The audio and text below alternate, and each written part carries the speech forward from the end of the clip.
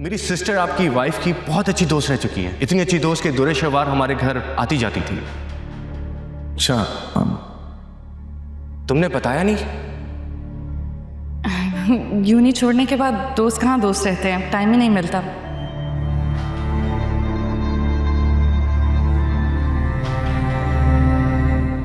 अरे आप गलत फ्लोर पर हैं। जी जी, माय मिस्टेक। आप ठीक कह रही हैं। अरे वलीद साहब, कैसे हैं आप? कितना हसीन इत्तेफाक है ना। पहचाना मुझे? बिल्कुल मैंने पहचाना। आप अच्छा लगा आपसे मिलके। मुझे भी। कुछ लड़कियां बहुत लकी होती हैं, जिंदगी में हर चीज मन चाही मिल जाती है। मुझे देखें, ना मनपसंद शौहर मिला, ना जिंदगी, बस एक बीमारी और एक बीमार बच्ची। तुम्हें जो चाहिए वो मैं तुम्हें ला के दूंगा, तुम्हारे कदमों में रख दूंगा, क्योंकि खुदा ने मुझे इस काबिल बनाया है। आजादी चाहिए इस फ्रस्ट्रेटेड लाइफ से। भाई, खुद को संभाले।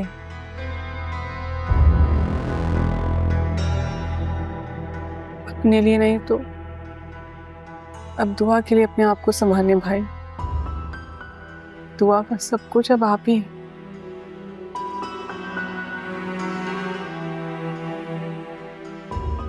भाई, हम जानते हैं कि ये सब आसान नहीं, लेकिन हमें ये भी मालूम है कि हमारा भाई बहुत ही मजबूत है। बस आप इस मुश्किल वक्त में हिम्मत नहीं हारेगा।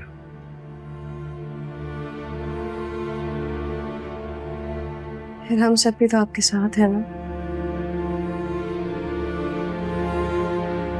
खुद को कभी अकेला मत समझिएगा।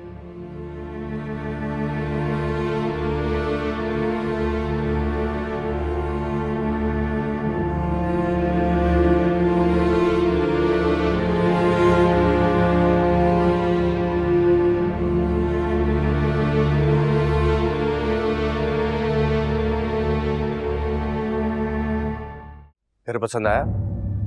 हाँ, बहुत खूबसूरत है तुम्हारा घर। अब तुम्हारा है, वापस आके तुम्हारे नाम कर दूंगा। ठीक है। वैसे हैरत हो रही है मुझे, शादी को इतना टाइम हो गया, वलीद ने तुम्हारे नाम कुछ भी नहीं किया। उसको अपने बहन भाइयों से फुर्सत होती तो मेरे नाम कुछ करता ना।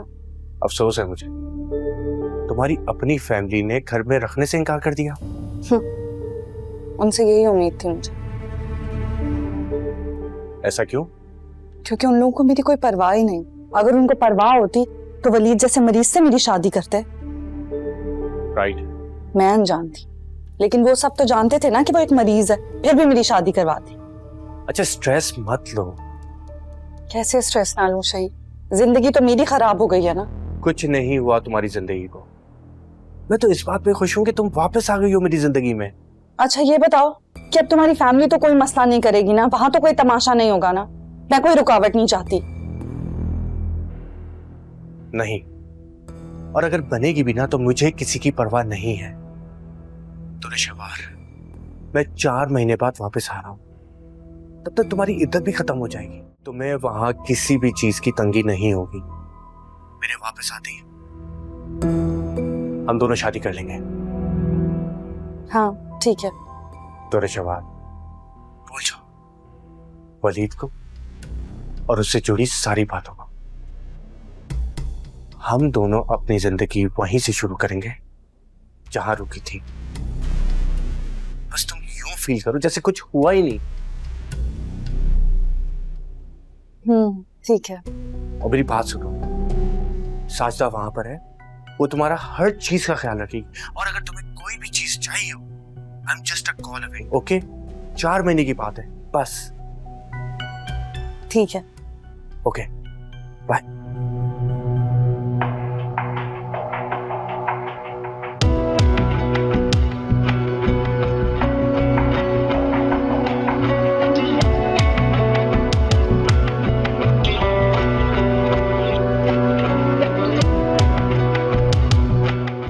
हेलो, कैसे हो इबाद? जी मैं ठीक हूँ, आप बताएं कैसे याद किए? बस समझो के मतलब से याद किया है। अरे नहीं नहीं, आप कहिए। वो वलीद का नंबर नहीं लग रहा, बहुत देर से ट्राई कर रही हूँ। कोई खास काम था?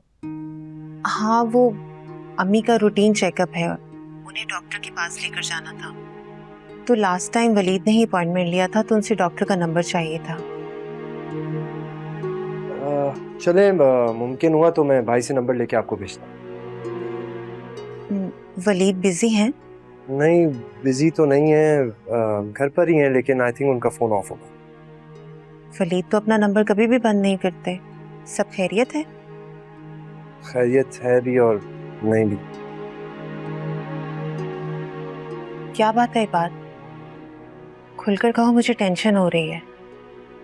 वो एक्चुअली भाई ने दुल्हे शिवा को तलाक दी थी।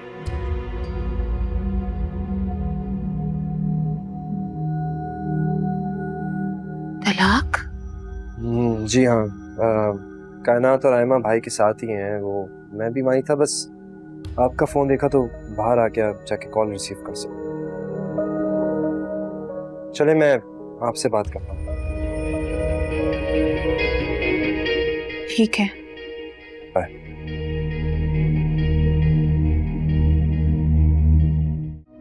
निकाह वाले दिन जब दूल्हे शहर ने इस शादी से इनकार किया था,